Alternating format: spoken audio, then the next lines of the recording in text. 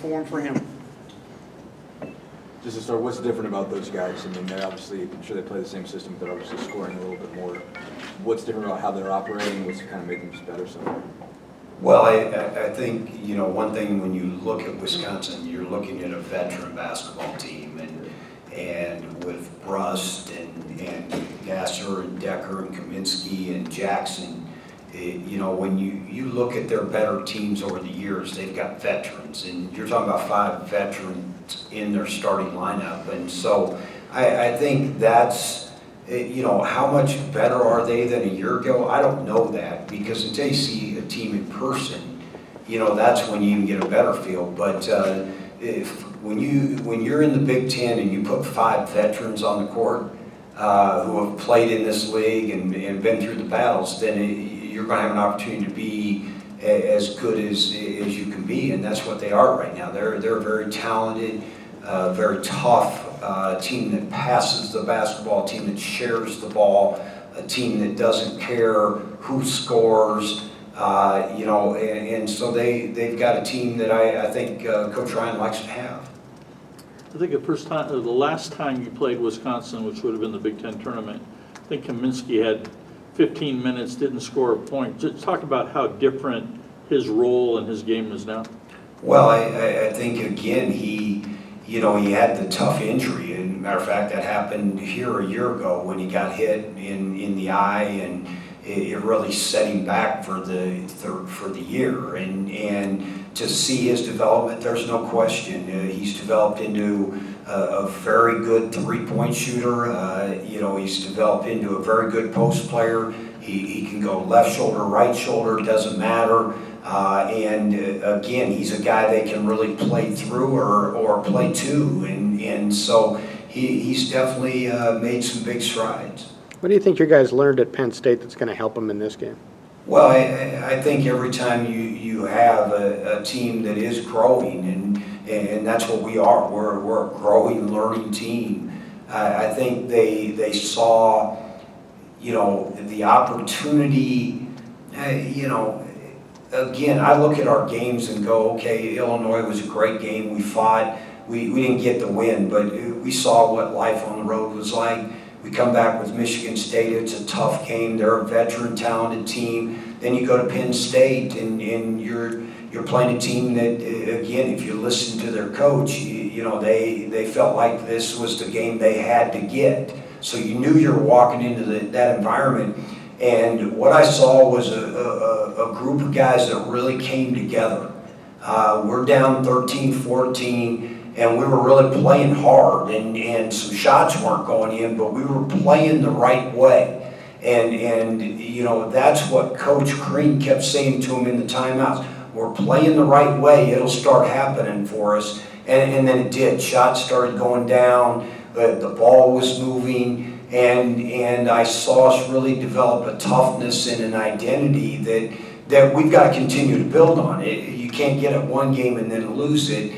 But there's no question. I saw a team that was really sharing the basketball, and different guys were scoring, and we became very difficult to guard. Are there any parallels between that game and then the one against NC State a couple years ago that really helped you guys move forward? Well, I hope so.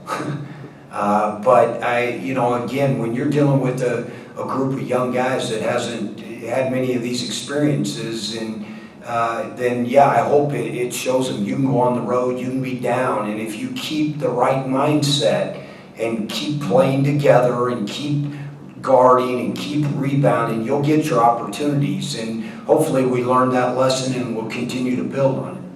Would you anticipate Hollowell playing tomorrow, or where does that stand? He'll play when he plays. Steve, the Wisconsin just doesn't turn the ball over. They're like 8 turnovers. They don't. Yeah, it's shocking, isn't it? I mean, does that even put even more of a premium for you guys to not turn the ball over, to be maybe the best you've been this year in that category, because they're not going to beat themselves? Well, and again, coaches talked about it every day. We continue to stress it. There's no question. You can't have empty possessions against Wisconsin. And so but it's every game.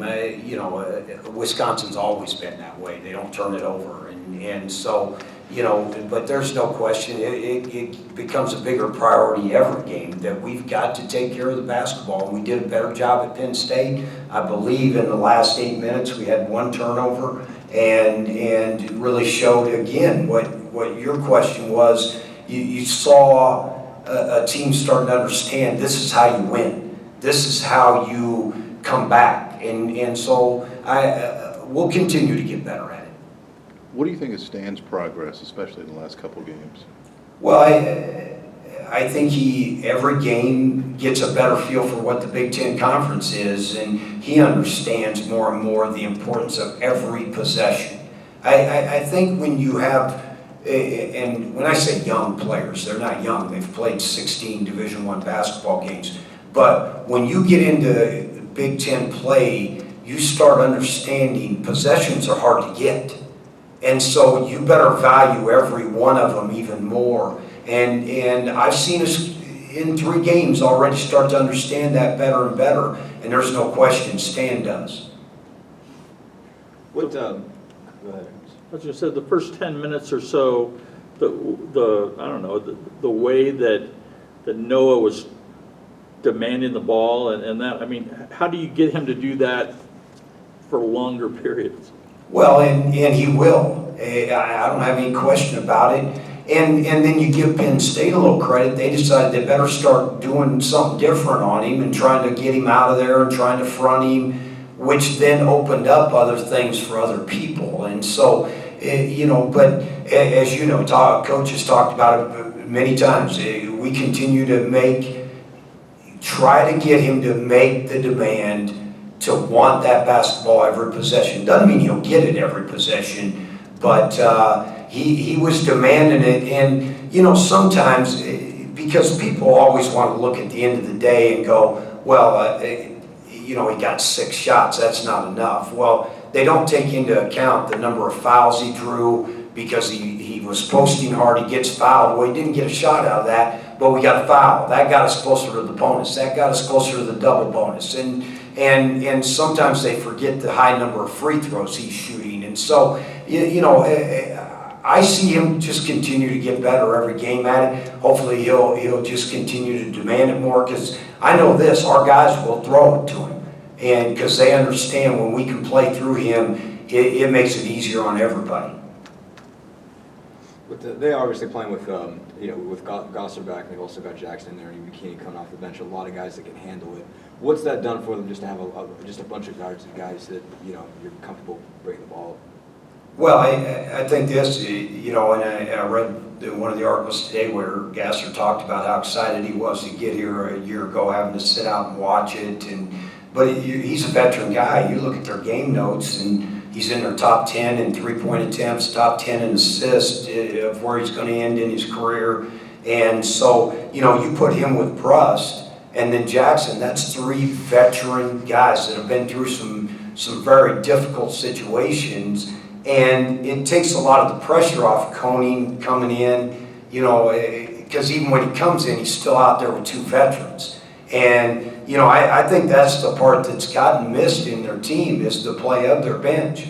Hayes comes in and he's drawing fouls, he gets to the rim, he's aggressive in the post, and he gives them a good, different look in the post when Kaminsky's out. And so I think anytime you have that, that's a good thing. And but he's played really well for him. Coach, you talked about Nigel Hayes for a second. Is there a reason why he's scoring a little bit more the past 5 games? I think he's up to like 13 in the past 5 games. He's only averaging 6.5 during the season.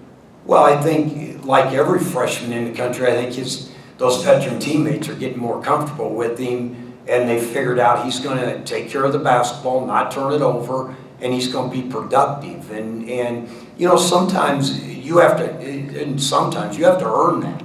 And especially when you got a veteran team like they do, and there's no question he's earned that now, and you see them going to him in tough situations. Coach talked on his post on Twitter, talked about this morning about Will's game on Saturday. Basically, he said that he was battling an injury. He also said, I guess he gave a speech, pregame that sort of, had everybody pretty fired up. I guess, what did he say to the guys basically, and what was he fighting through injury-wise? Well, we were doing a drill in practice, and he went up and shot faked, and somebody jumped and came right down on top of him. And so to say what the injury was, I'm not sure, but he went down pretty hard. But you know, and what he said in the locker room is nothing more than what any veteran should say to a team going on the road in the Big Ten, that it's 40 minutes. It's every possession, and you can't back off one bit, because every team in this league's got someone that can take advantage of it. And you know, again, it was things that him and Yogi have experienced that a lot of other guys haven't, and they continue to preach it. And you know, I think like everything, coaches can say it, coaches can preach it. Players that have been through it can demand it, and that's what he demanded out of them. That we're all going to bring it for 40 minutes, and let it go however it goes. Anything else for Steve? Okay, we'll go ahead. No, thank you. Thanks a lot. Thanks, guys.